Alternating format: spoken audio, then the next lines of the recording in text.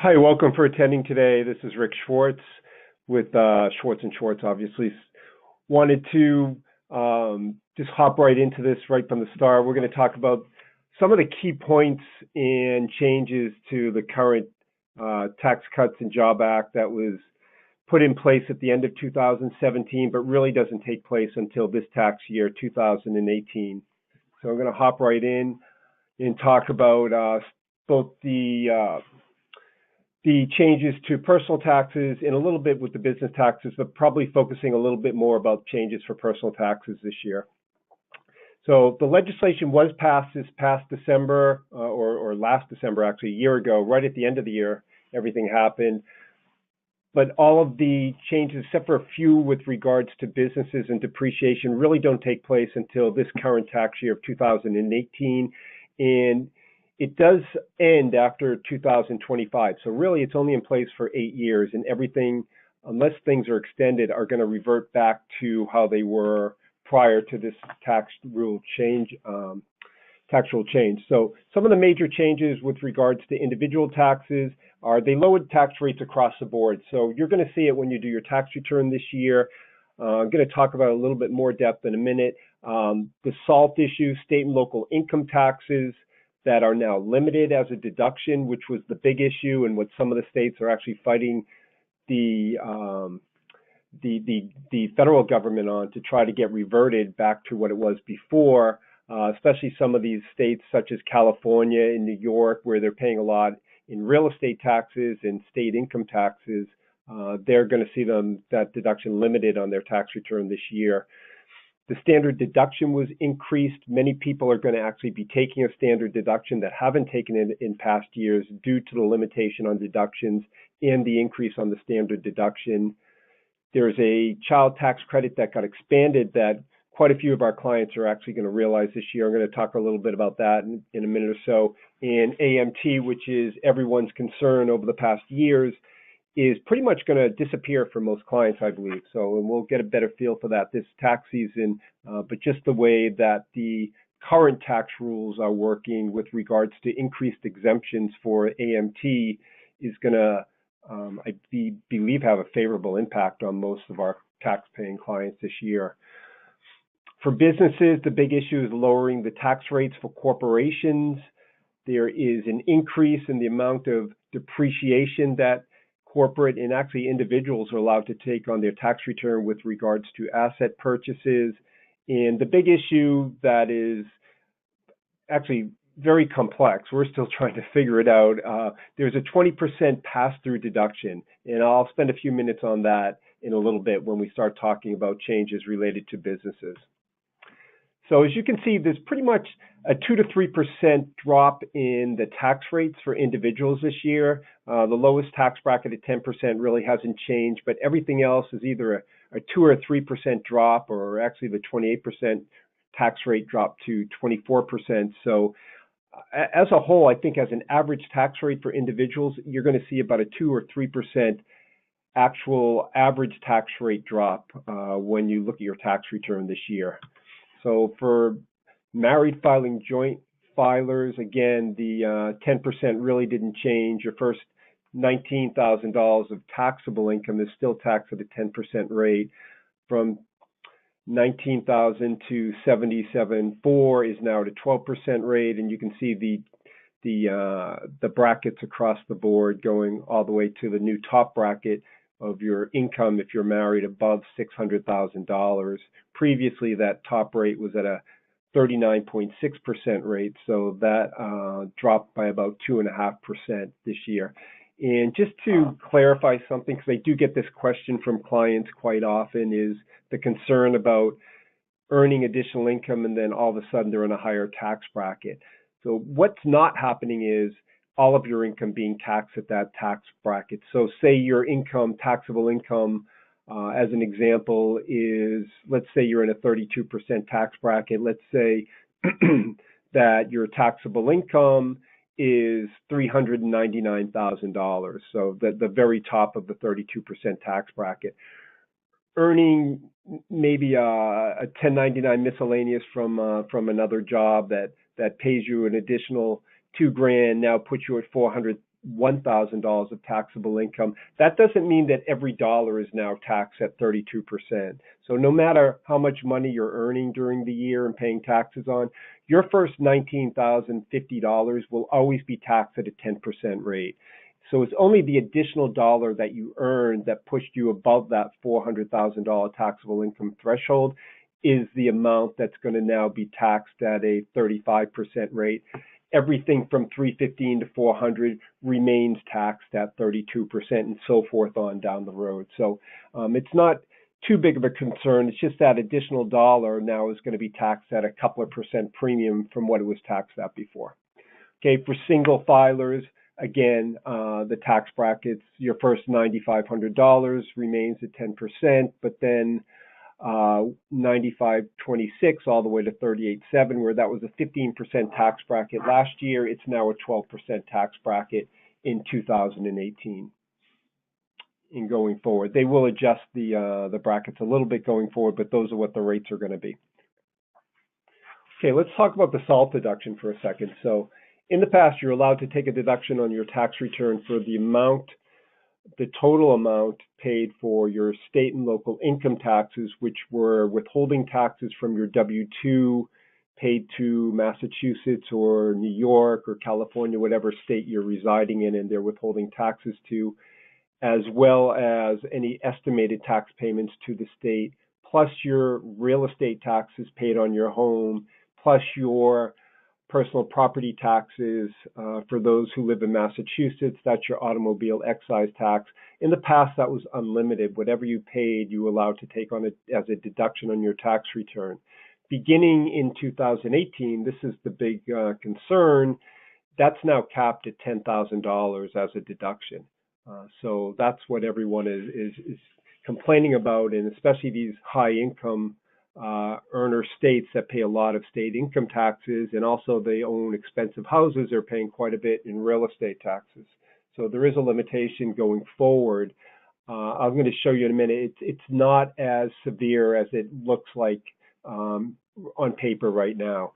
Any business tax paid, state business taxes are not impacted. So if you are paying real estate taxes on a rental property or in your business, that's not impacted by this $10,000 cap. Mortgage, again, it's capped. So in the past, you were allowed to deduct mortgage interest on up to $1 million of debt on your primary residence or primary and secondary residence combined. That has now been reduced to debt of $750,000. However, if you had a home purchase prior to December 15th, 2017, you are grandfathered into that $1 million threshold. So it's really on new houses or residences purchased after December 15th, 2017. Again, with similar to the real estate taxes, any interest paid, that's business interest, is not capped to debt of $750,000. So again, if you have a rental property and the property itself, you have a loan that's in excess of $1 million or even $2 million, that full amount of interest qualifies as deductible interest on that rental schedule. Home equity interest deduction has been a change where in the past you were allowed to deduct up to $100,000 or interest on up to $100,000 of debt used for personal items, such as if you bought a car and used your line of credit, if you paid off student loans and used your line of credit, you could deduct interest on that first $100,000 of outstanding home equity debt. Now it is no longer allowed to be deductible in those cases. You are allowed a deduction for the interest on that home equity debt if it's related to renovating your residence, or a lot of times when people purchase their house, they take a second loan, a line of credit as part of the purchase price. So in that case, it will be allowed as a deductible item. Whoops, go back one.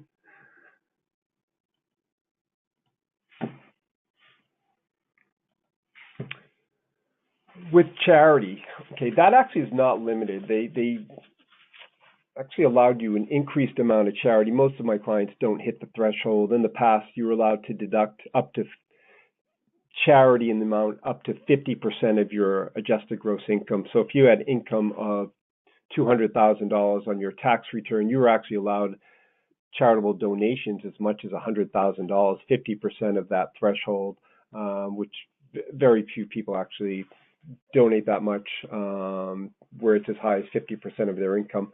However, it's actually increased to 60% this year. But the issue with regards to charity, and in some of the states were trying to get around the whole cap on state and local income taxes, is a deduction.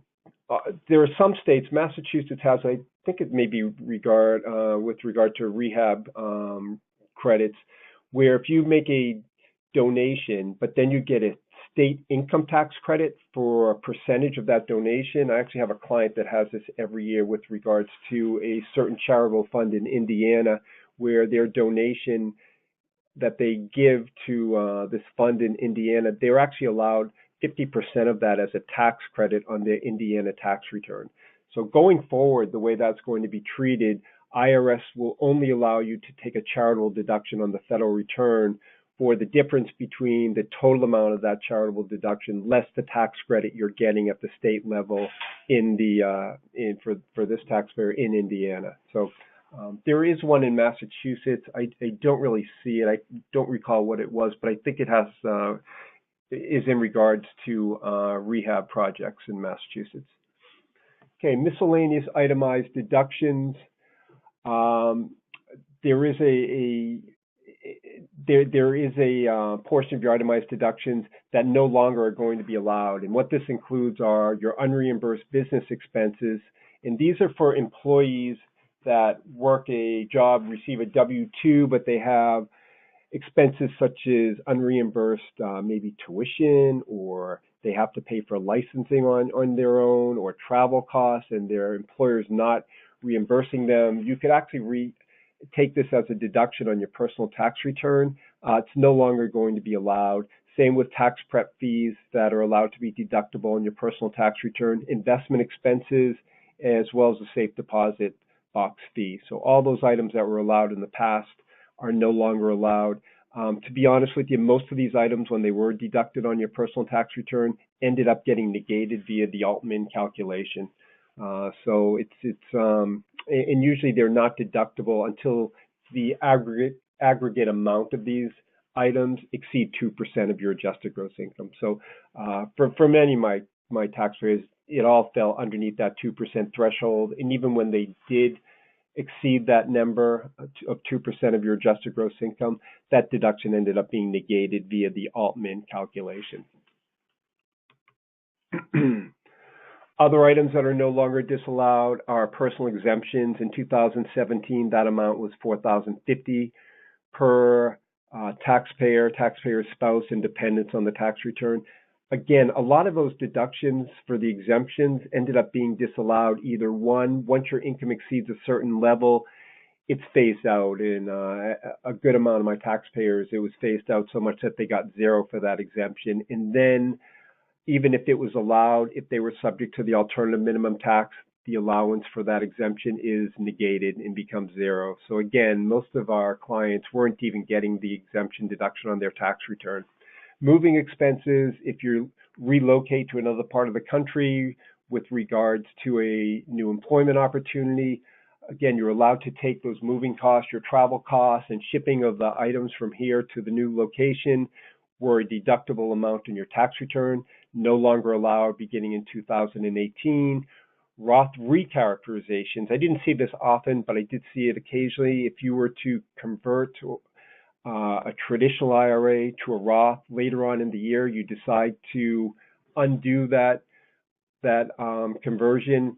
In the past, you were allowed to undo it and figure out the tax ramifications going backwards. You are no longer allowed to undo that Roth that you or traditional IRA that you convert to a Roth IRA. So just be aware that's gone as well. If you do a Roth conversion, it stands. You can't undo it. Standard deductions. Okay, so they got rid of the exemptions. They got rid of some of your deductions. So what they did in its place, they increased the standard deduction for taxpayers this year. Single actually increased from $6,350, nearly doubling, to $12,000. Same with regards to joint tax filers.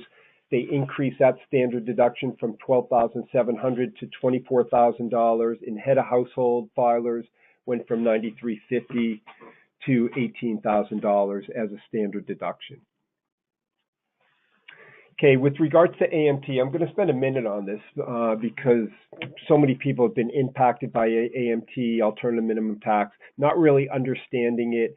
And the good news for 2018 and with regards to the new tax rules, it's not going to affect probably the majority of our clients. I'm guessing that in the past years, somewhere in the range of 50 to 70% of our tax returns that we prepared for clients, the taxpayers were subject to the alternative minimum tax. So a couple things happened. One, they increasing the exemption amount in the calculation for the AMT, as noted on the screen. Secondly, the other issue that caused AMT for most clients, which we've just talked about, business expenses or the miscellaneous deductions, that's disallowed in the AMT calculation.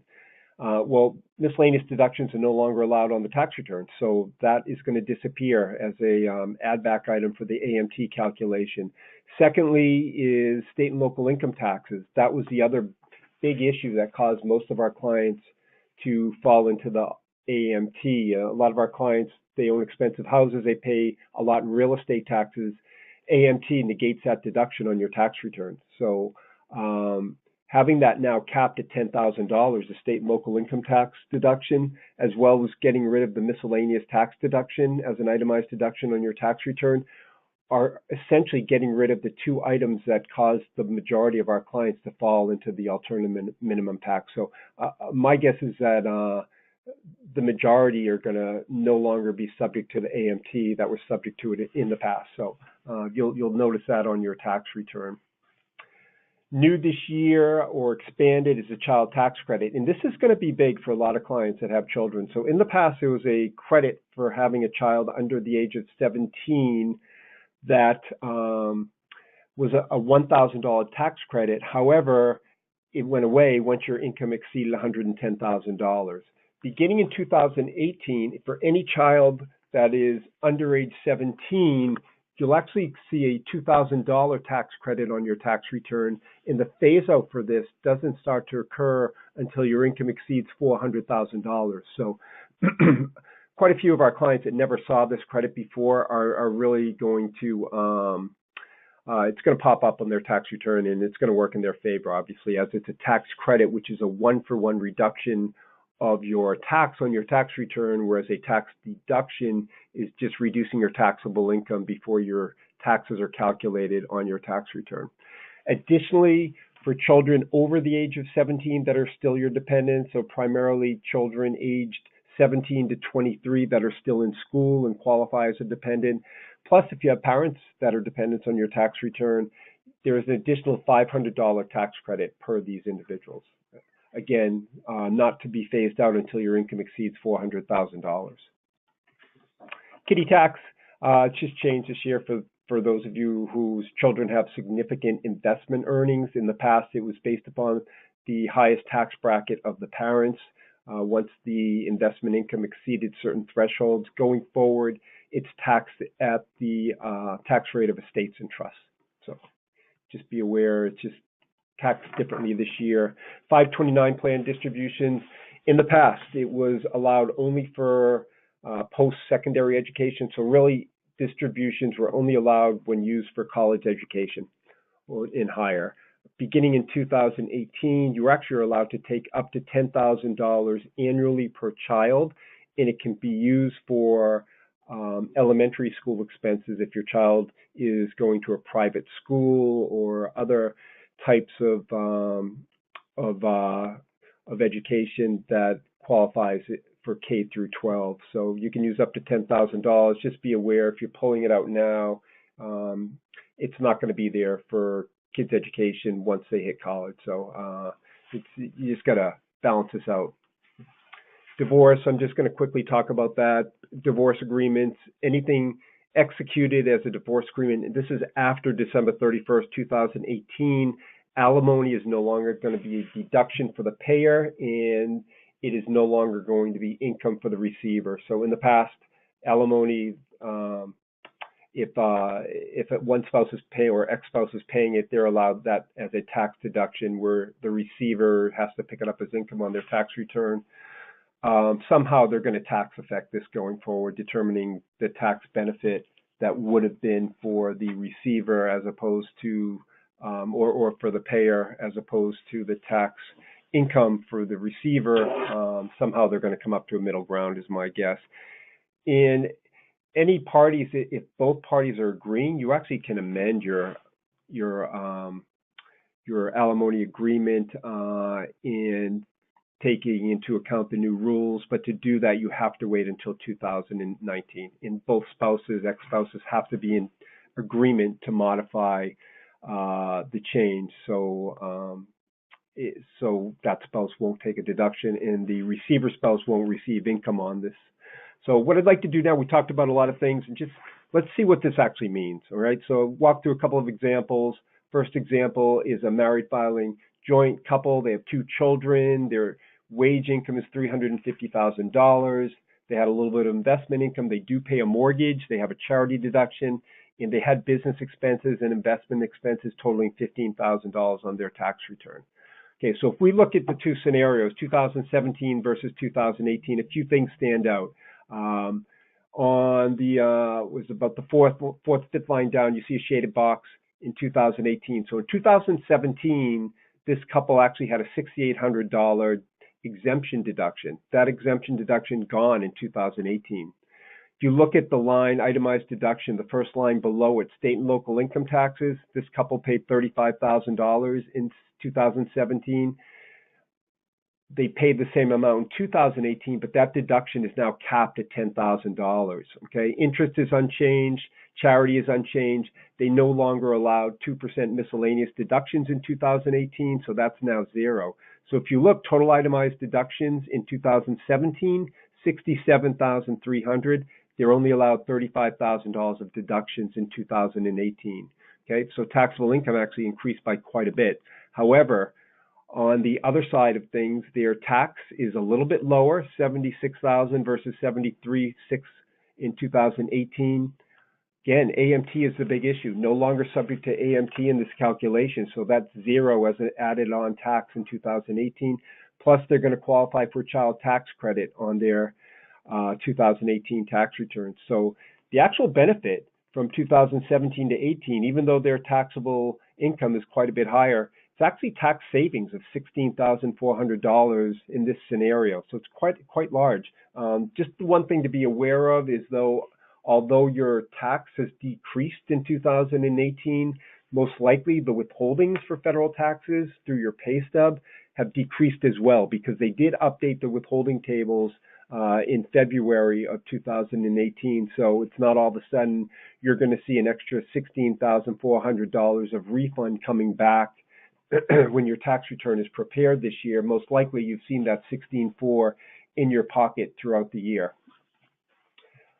Second scenario, similar situation, wages except a bit higher, $800,000. They have investment income, charity. However, in this scenario, the taxpayer no longer has is paying mortgage on their house. It's all paid off. Okay. Going down the line, scenario number 1, they always had a high deduction for state and local income taxes because their income is so high. They're paying a lot in state income taxes as well as owning an expensive house. So in this scenario, their deduction was $60,000. Again, you got that cap. 2018, it's only $10,000. Okay, total itemized deductions in 17 are $78,500. Because of that cap of the state and local income taxes, no mortgage, the total itemized deductions are only $15,000. So this taxpayer is actually going to do a standard deduction of $24,000, where they've always had a significant itemized deduction total in past years. Taxable income is about $55,000 higher in 2018, but with the lower tax rates, their tax actually ends up being $10,500 lower in 2018. So even though you have that limitation on your deductions, this type of taxpayer is going to end up being ahead compared to the prior year. Okay, so For a situation similar to this, where you're not going to itemize your tax return because of that limitation of your state and local income taxes, you're going to want to consider contributing funds into a donor advised fund, okay, where you set up a charitable giving fund where you donate a large amount in one year and actually don't donate over the next couple of years. However, you can continue to make charitable contributions. So from a tax perspective, let's look at how this works. Okay, again, we'll look at a specific scenario: wages of $400,000, investment income, their state and local income taxes are $35,000, but again, you're capped at $10,000. Charity contribution is $13,500, okay? So looking at this scenario, you're limited to total deductions of $10,000 state and local income taxes. Charity is $13,500, $23,500. However, they're going to get a standard deduction of $24,000. So there's no tax benefit to your charitable giving, which again, I mean, charity is done for benevolent purposes, but in the past, you've always recognized a deduction for it if you're itemizing your tax return. So in this case, it's not going to happen. In each of the 3 years, if we look at this over a 3-year period of time, they're going to have a standard deduction of $24,000. Okay, so what you're going to want to consider doing is, if you set up a donor advised fund, in year one, make a charitable deduction or contribution of $40,500, which is the $13,500 times 3, into this charitable fund. You take a $40,500 deduction in year one. Years 2 and 3, you're going to take the $24,000 deduction for the standard deduction. Okay. However, you don't distribute out of that donor advised fund all in one year. You can spread it out over those 3 years. And in this situation, we'll look at it 2 different ways. Year one, or first scenario, they're donating $13,500 each year. If you look at the 7th, 8th line down, charity contributions, $13,500 each year. Their total itemized deductions are $23,500 each year. So they end up with the standard deduction each year. Total taxes over the 3 years are $258,000. In the second scenario, they're front-loading their charity into the donor advised fund, donating $40,500 in that first year, making no charity deductions in the next 2 years, but distributing out of their charitable fund over those next 2 years. They front-load their deduction in year one, don't get the deductions in year 2 and 3. Year 2 and 3 get the standard deduction. However, in year one, they're going to itemize their tax returns with a $50,500 deduction. So second scenario with the donor advised fund, their total taxes over the 3-year period at $249,500. The tax savings over those 3 years results in $8,500. So something to consider if you're one of those people that are in a position where you don't have a mortgage, your charity each year is in the range of maybe $8,000 to $10,000, $12,000 a year. You want to front load 3 years or 4 years in 1 year, and then do the standard deduction the couple years after that. All right, quickly going through some of the changes for corporations. There is a lowered tax rate for C Corps. You have the new pass-through deduction, which we'll talk about in a minute, and more favorable depreciation rules.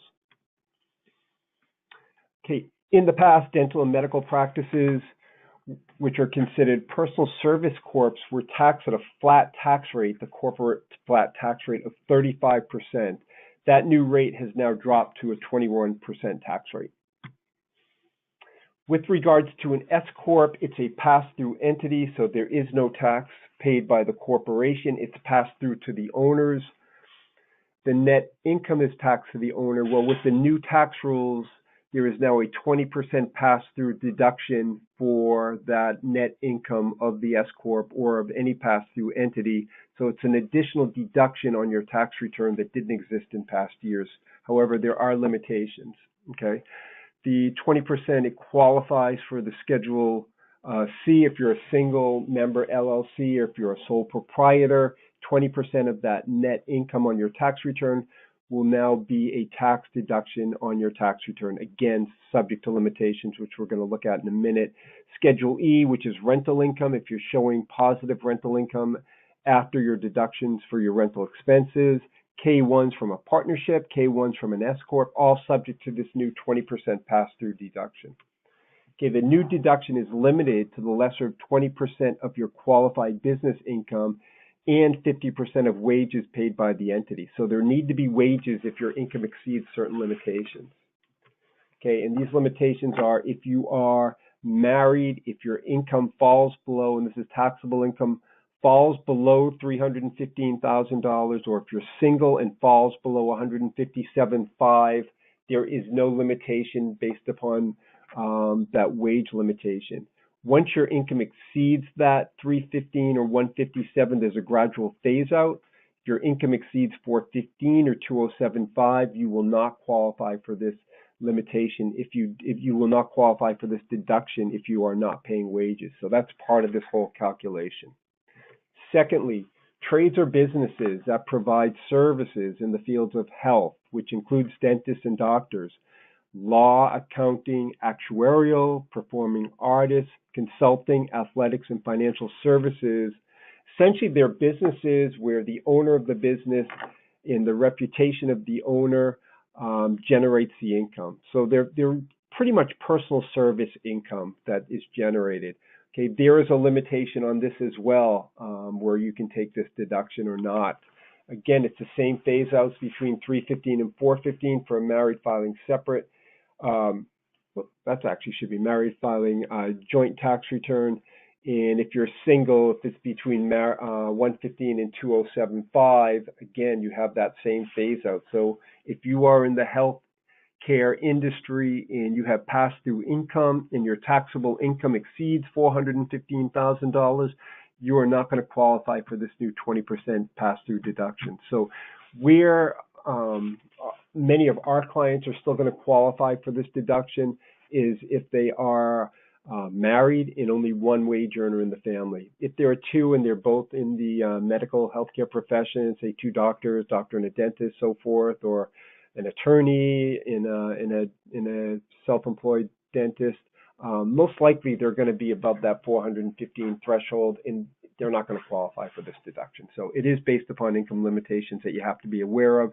There are ways to get it down, and we can talk about that in a second. So best way is if you're self-employed and maybe are able to make $100,000 additional retirement plan contribution to perhaps a defined benefit plan, or there are other plans that are like a cash balance plan that's out there. If you can get that income down, in this example, total income is 440 grand. If you can get your income down to 340 by making an additional retirement plan contribution, the tax savings are huge. It's actually a $41,500 tax savings in this scenario because they're no longer going to be subject to that income threshold. They'll be under 315. So the true tax benefit of that $100,000 is 41.5%, which as an S Corp owner, the true cost of funding $100,000 into your retirement plan is only $58,500. If you're self-employed, it's even higher. The true cost of funding $100,000 into retirement in this scenario is only $52,500. So again, it's a lot of money to come up with, but really it's not. If you look at it and factor in the tax benefit, I mean, it's huge. So it's something to consider again, but you have to have the funds available, and you got to be on the threshold similar to this calculation. But it's something you can work through with your tax preparers to see what the tax benefit is going to be if you are one of these individuals that are self-employed or have K-1 income, and you're right on that bubble of $415,000. If there are ways to get it lower, you do want to contemplate it. So again, choice of business entity for new businesses, whether you are a single owner as where you're an S Corp owner or a single member LLC. With a S Corp, you have to take salary, okay? And that's going to factor into this 20% qualified business deduction, the pass-through deduction. If you are a sole proprietor, there are no wages to take. So it could end up, again, being better depending on where your income falls in this whole thing. In your W-2 income, again, you may be better off forming a Schedule C single member LLC as opposed to an S corp. Again, it's a specific scenario that I brought up, but it's someone right on the bubble, where if your Schedule C income is $350,000, if you are an S corp, your income between wages and S corp pass-through income is $350,000. You will be allowed a larger 20% pass-through deduction as a Schedule C. If you incorporate your calculation, again, it's only based upon the S corp income portion of this. If you take wages, doesn't qualify for the 20% pass-through. So again, it's a specific scenario, but it's something to be aware of. In this scenario, a Schedule C filer will save an additional $13,800 in taxes. So again, if you are forming a new business and you are the sole owner, you do want to have this discussion with your tax preparer. Okay, so the argument becomes, well, why don't I just dissolve my S corp and become a sole proprietor? Tough to do because you have to distribute out all your assets at a fair market value, which will be determined a sale for purposes of dissolution. So you will pay quite a bit of taxes on the dissolution if you were to become a S corp owner trying to pare down to a Schedule C. So it's not something you want to do. It's not really an option. Okay, finishing up with a few last items with regards to meals and entertainment. Entertainment expenses are no longer a tax deduction on your tax return. Only meals are going to qualify for business owners. Okay, the meal needs to be ordinary and necessary, cannot be extravagant. They have new rules with regards to attending events that are what would be considered an entertainment event. Additionally, the taxpayer or an employee of that taxpayer needs to be present at the event that would be furnishing the food and beverages. The meal needs to be served to a current or potential business customer, and you need to segregate the business meals and beverages separate from the cost of that event on any invoice. So you need to separately distinguish those costs in order to get the deduction at any type of an entertainment event. And just want to close out with quickly talking about Section 179 expenses, where if you're buying equipment or furniture with regards to your business in the past, that deduction that you're allowed to take up front, where you weren't depreciating the asset but expensing it in full in the year of purchase, was $500,000. That's now been increased to $1 million annually. So, I mean, it was a high number to begin. It's just that much higher now.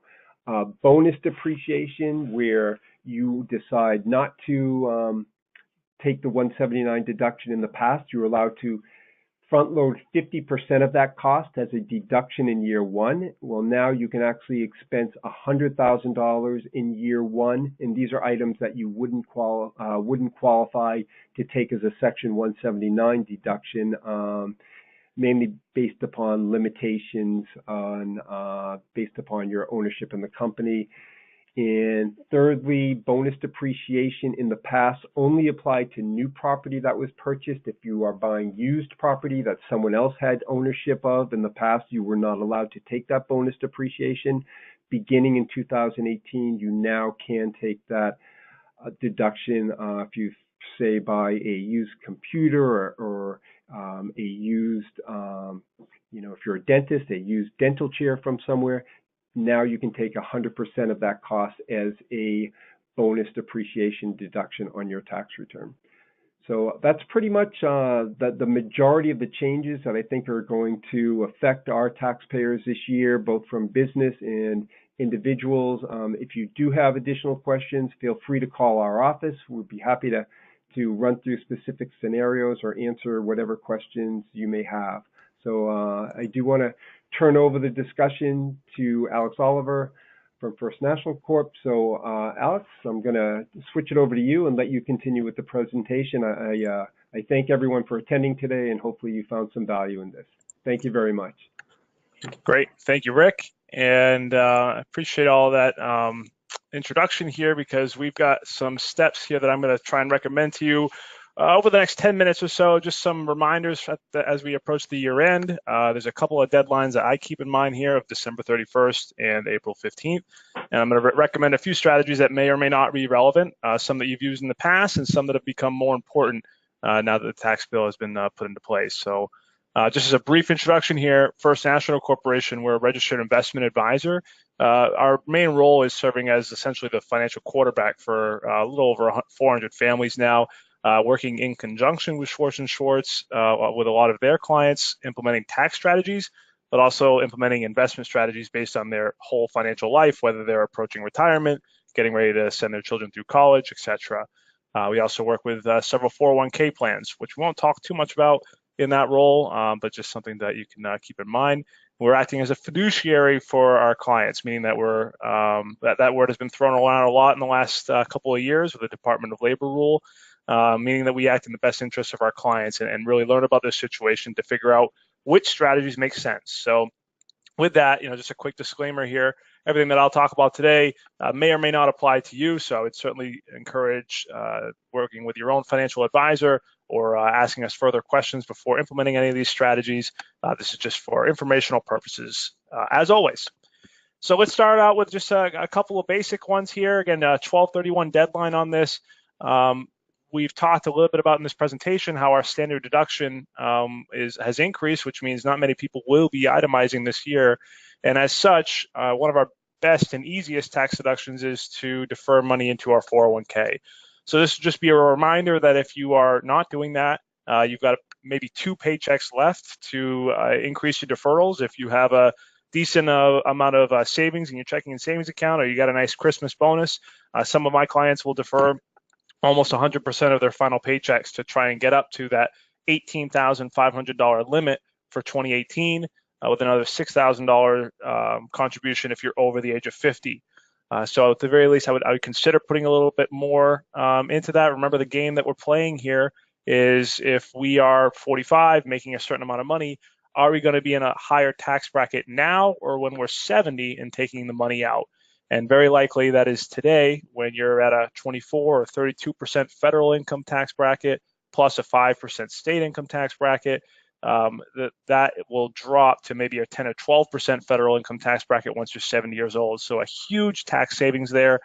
So I would really encourage you to maximize those, or at the very least, when I go around and meet with our 401k employees, I'll say to increase deferrals by 1% per year, especially if you've gotten a new bonus or a new raise, so that way you don't miss the money and work your way toward maxing those contributions out. So 401k deferrals, certainly a big topic this time of year.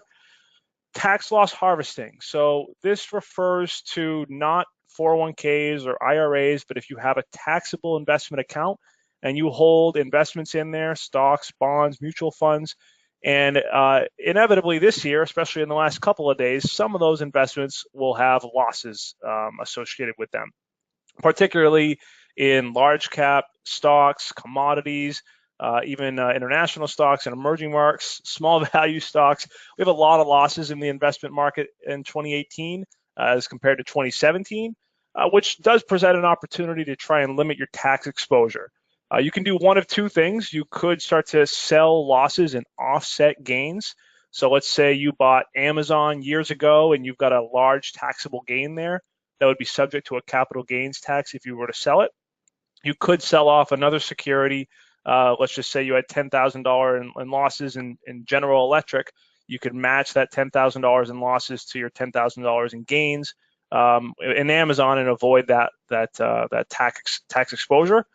Or you could try and lock in around $3,000 worth of losses that you could deduct on your taxes.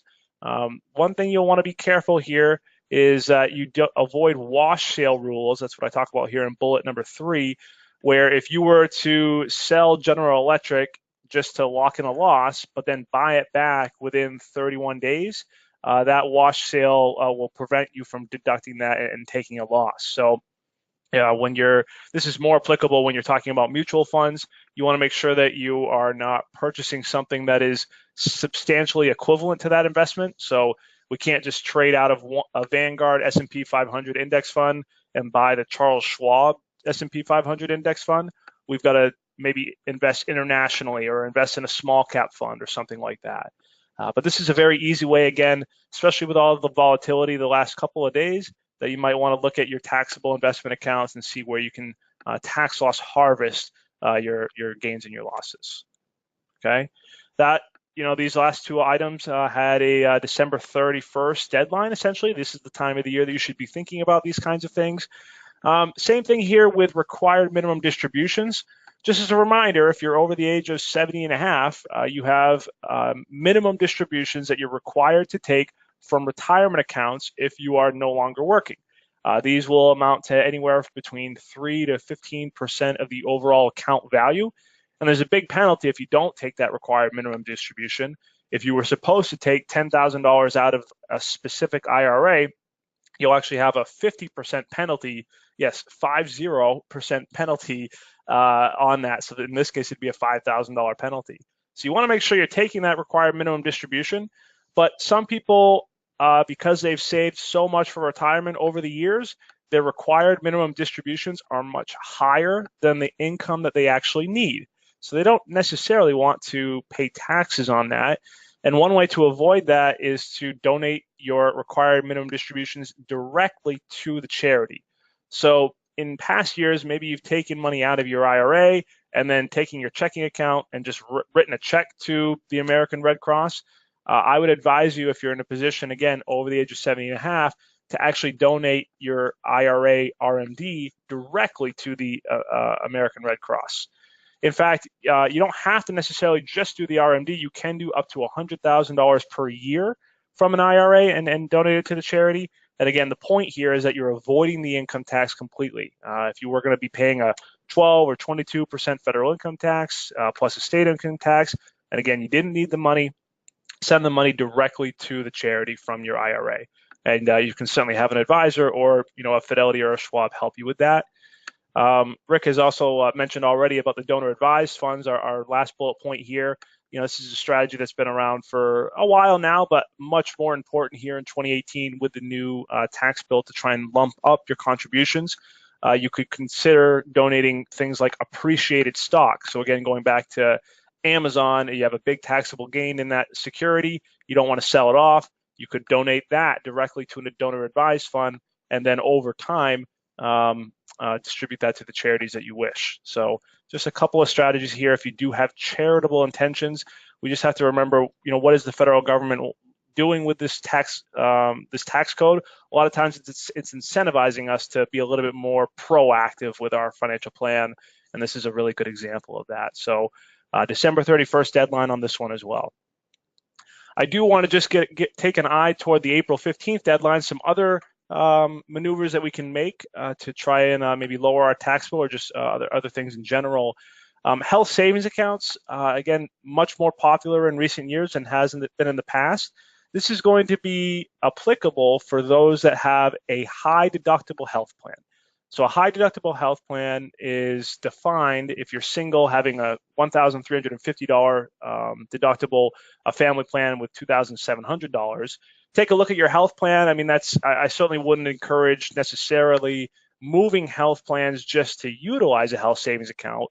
But again, thinking about what the tax code is written for us, the federal government has essentially said if you are taking the onus of healthcare onto yourself, you're willing to necessarily risk out-of-pocket expenses, and you are able to save up a decent amount of cash in your checking and savings account for emergency events, we are going to give you this health savings account, which essentially acts like a 401k, and give you a tax deduction for putting money in there. You'll actually be able to use this health savings account for those out-of-pocket medical expenses if you would like to. So if you go on the internet and read about these, you'll hear them referred to as a stealth IRA, or you'll hear them referred to as triple tax-free, because essentially, like a 401k, you'll be able to put money into this, which our second to last bullet point defines as $3,450 for an individual, $6,900 for a family, and another $1,000 if you're over the age of 55. Deduct it and avoid income tax by putting money into the health savings account. You can use it on your health expenses when you have those out of pocket. But if you don't have health expenses, this account does not go away. It's not like a flexible spending, flexible savings account where you have to use it by the end of the year. This is actually acting like a IRA as your years go on, and you can use it as another retirement account that you can withdraw money from, again, just like a 401k. The difference here is it's age 65 versus age 59 and a half for a health savings account versus a 401k. But still, this is a great way to put away more money for retirement. A lot of people will actually not even take money out of this when they have a medical expense. They'll just log the receipts, and then when they do that as a 65-year-old, they can take out that money tax-free. So this is a very powerful account. I would actually say it's more powerful than a 401k since it has some of the same tax benefits, but a little bit more flexible as far as withdrawing the money. So April 15th deadline on that. You can go and set these up on your own. There's a company called Lively as an example where you can set up a health savings account. You'll have a brokerage account at TD Ameritrade. I think Fidelity's also come up with one as well. So there's a few different options there for setting those up. Roth conversions. This actually would be a December 31st deadline. Sorry to go a little out of order here, but one thing to consider as far as Roth conversions would be if you are in a situation now where your income is lower than it has been in past years or it's going to be in future years. So let's just say, you and your spouse took a year off from work, traveled with the kids, or you went back to school and your income is much lower than it is now. You may decide to convert some of your pre-tax money, your 401k, into a Roth IRA. Now, that means that you're going to owe taxes on that, but you may want to because if, again, you're at a low income compared to what you might be withdrawing as a retiree, that tax rate may be much lower than it will be in the future. So that is a consideration. Roth conversions, you would have to do that by December 31st. This also may help. So a lot of our clients will start to make backdoor Roth IRA contributions. So on the pecking order here really would be 401k contributions. Then it might be health savings accounts. Then if we were still looking for a tax efficient way to save, a backdoor Roth IRA just means that we're contributing to an IRA and then immediately converting that to a Roth IRA. We owe no taxes on that event and it grows tax-free for the rest of your life. But the caveat here is that if you have money in an IRA right now, wherever that is, you would actually owe some taxes on that due to a pro rata rule, which I won't go into the specifics of today. But essentially, you just want to try and make sure before you do a backdoor Roth IRA contribution, you have a $0 balance in your IRAs. That might mean rolling the IRA into a 401k or converting it. If you've got $4,000 in a SEP IRA that you had from years ago, you could just convert the SEP IRA, pay the tax now, and then that allows you to do backdoor Roth IRAs in perpetuity for, in the future. So that might be nice when you get to be 65 or 70 and, you're working with an advisor and trying to figure out where your income is going to be coming from. It's nice when we can have some pre-tax money and some after-tax, some Roth money to decide where these accounts are going to be funding the retirement from. So that's what I mean by about diversifying your tax base for retirement. Okay, so just to close that up, backdoor Roth IRA contributions, as you may know, once you make over a certain amount of money, you are no longer allowed to contribute directly to Roth IRAs. So for married couples, once you make over $199,000, you can't contribute directly to the Roth IRA. So instead, again, you would contribute a non-deductible contribution to the IRA and immediately convert that. So if that's something that you want to think about doing, again, April 15th deadline on making those contributions. Okay. Just a couple of points here. Again, as a year-end maneuver, when we're working with our clients in the month of December, we're talking about a lot of different things that aren't necessarily tax or investment based. But just as a reminder, you want to make sure you're spending down your flexible spending accounts.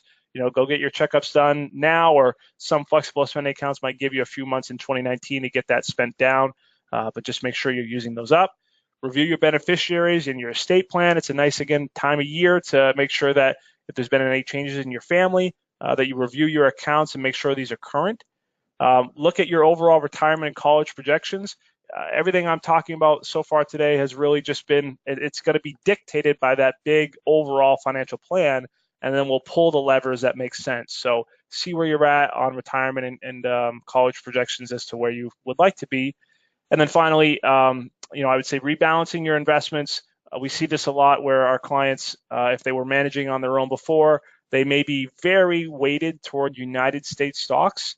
Over the last 8 or 9 years, United States has outperformed international stocks. That leaves you a lot of exposure on a day like today or a day like Tuesday when the markets are going down 3%.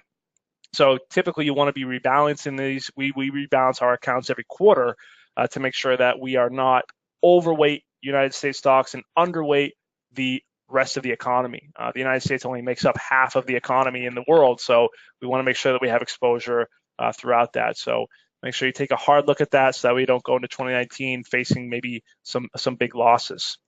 And then finally, I would just, again, one more time, try to acknowledge automating your savings. Again, putting a financial plan in place for 2019 that's going to fit all of your objectives. Okay. So just to wrap up our presentation here, our website, fncadvisor.com, you can learn a little bit more about us. As a resource to you here, we have written an ebook for free that you can go on and sign up for. This is actually catered toward dentists, but I would say that about 80% of the material here is relevant to anybody in this conference, with a few chapters about buying and selling practices that may not be relevant to a non-dentist. But you can log on to up here, fncadvisor.com/dentist, pop in your email, and we'll send you that over. And a lot of these topics, all the ones that I have not discussed today, you can see are discussed in each of these chapters and might help you. It's a quick read. It's about 80 pages and might help you to put your financial plan into place for 2019. So again, fncadvisor.com/dentist if you'd like to get access to that. Or if you'd like to visit our blog, contact me directly, First National Corporation's email and phone number here. So again, thank you everybody for joining us. Have a great holiday season, and we'll look forward to seeing you soon in our Financial Bootcamp series next spring, where we'll have 4 more webinars for you to attend. So thank you very much. Have a great end of your 2018. Take care.